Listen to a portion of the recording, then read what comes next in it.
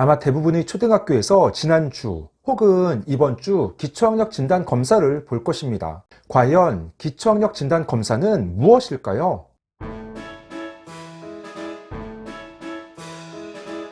안녕하세요. 반갑습니다. 초등교사 해피 선생입니다. 자녀가 기초학력 진단 검사를 잘 봤다고 말하나요? 혹은 이번 주 기초학력 진단 검사를 보는 아이들도 많을 것입니다. 오늘은 기초학력 진단 검사에 대해 자세히 알아보겠습니다. 그러면 지금 바로 시작하겠습니다. 출발!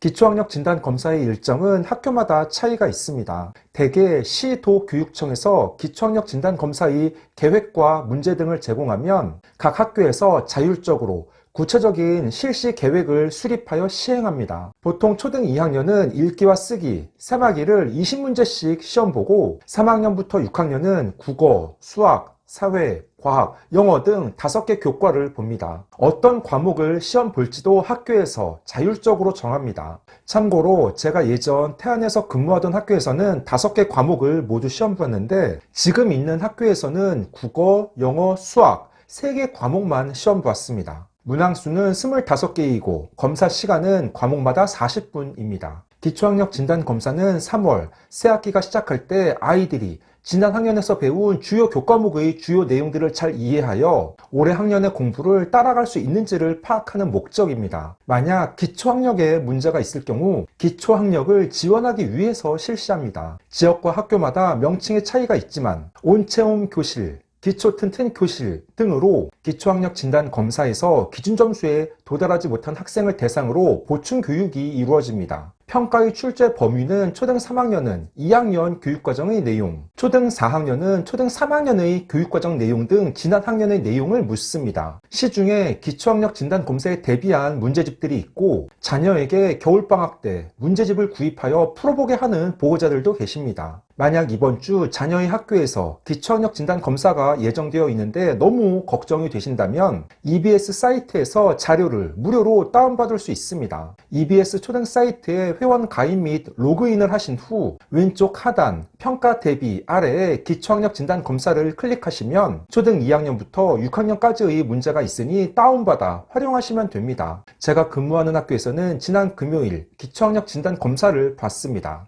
국어, 영어, 수학 3과목 평가를 받고 채점을 모두 끝냈는데 아이들이 평균 점수가 꽤 높았습니다. 왜냐하면 이 시험의 정식 명칭은 기초학력 진단 검사입니다. 지난 학년에서 우리 아이가 충실하게 학교 생활을 하며 공부했는지 각 과목의 기초적이고 중요한 내용들을 알고 있는지 묻습니다. 그래서 제가 근무하는 학교뿐 아니라 다른 학교에서도 실제 평가를 하면 과목마다 40분 동안 객관식 사지선다형 25문제를 풀어야 하는데 보통 20분이면 많은 아이들이 문제를 다 풉니다. 이 검사 자체가 어렵거나 심화 문제가 있어서 아이들이 학업 성취 수준과 석차를 변별하려는 목적이 아니라 기초적인 지난 학년 학습 수준을 파악하고 부족한 아이들에게 기초 학력을 보충해 주려는 목적이라 대부분 아이들이 문제를 쉽게 풀고 기준 점수에 도달합니다. 와우!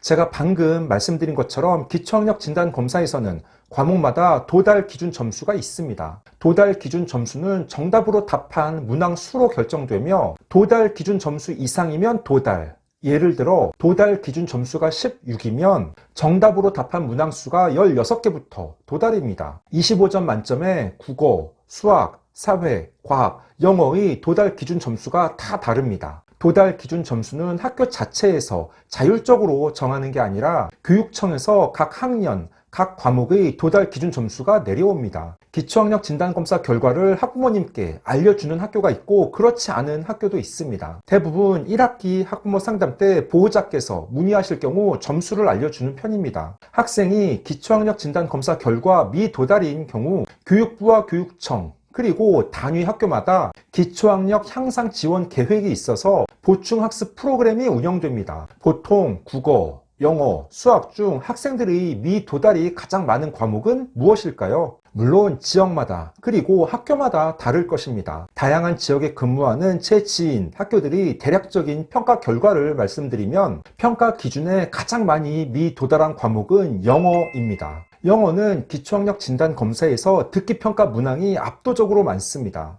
보통 25문제 중 듣기평가 문항이 17개 정도입니다. 듣기평가 내용이 그렇게 어렵지 않고 쉬운 수준입니다. 그런데 딱 한 번만 들려줍니다. 듣기평가 시간이 대략 12분 정도인데 아이들이 방심하거나 조금만 딴짓을 하면 듣지 못하고 그냥 넘어가기 때문에 의외로 영어에서 미도달이 많습니다. 영어 외에 미도달이 많은 과목은 역시 수학입니다. 수학에서 미도달이 나왔다는 건 심각한 문제가 있다는 의미입니다. 수학은 반드시 지난 학년의 내용들을 완벽하게 알고 있어야 합니다. 그렇지 않으면 올해 학년에서 수학 공부를 할 때 학습 결손이 생길 수밖에 없습니다. 그 외에 국어, 사회, 과학 등의 미도달은 비슷한 수준입니다. 제가 예전 태안에서 근무할 때 예서라는 아이를 4학년과 5학년 때 맡았었습니다. 예서가 4학년 기초학력 진단검사에서는 13개를 틀렸고 5학년 때에는 3개를 틀렸습니다. 4학년 때 저를 만나서 공부의 맛을 알고 열심히 공부한 것입니다. 그 아이가 6학년 때 저는 아산으로 지역 이동을 했고 나중에 물어보니 6학년 기초학력 진단검사에서는 딱 2개만 틀렸다고 합니다.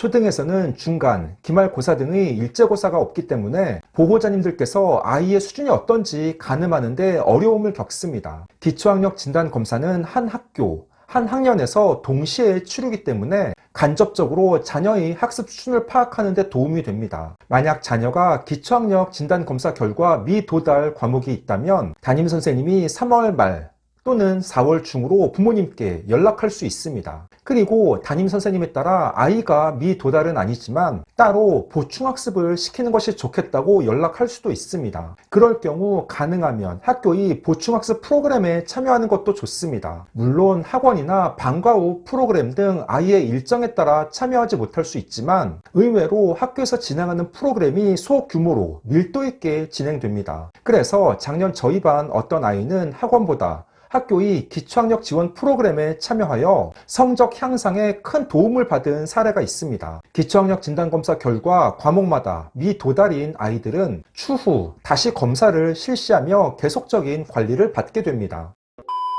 15초 오늘은 기초학력 진단검사 잘 봤습니까? 라는 주제로 이야기해 봤습니다. 기초학력 진단검사는 3월 새학기가 시작될 때 아이들이 지난 학년에서 배운 주요 과목의 내용들을 잘 이해하고 있는지 파악하기 위한 목적에서 실시합니다. 만약 기초학력에 문제가 있을 경우 단위 학교마다 기초학력 향상 지원 계획이 있어서 보충학습 프로그램이 운영됩니다. 초등은 국어, 영어, 수학, 사회, 과학 등 5개 과목을 보게 되는데 구체적인 일정과 검사 과목은 학교마다 다를 수 있습니다. 오늘 준비한 내용은 여기까지입니다.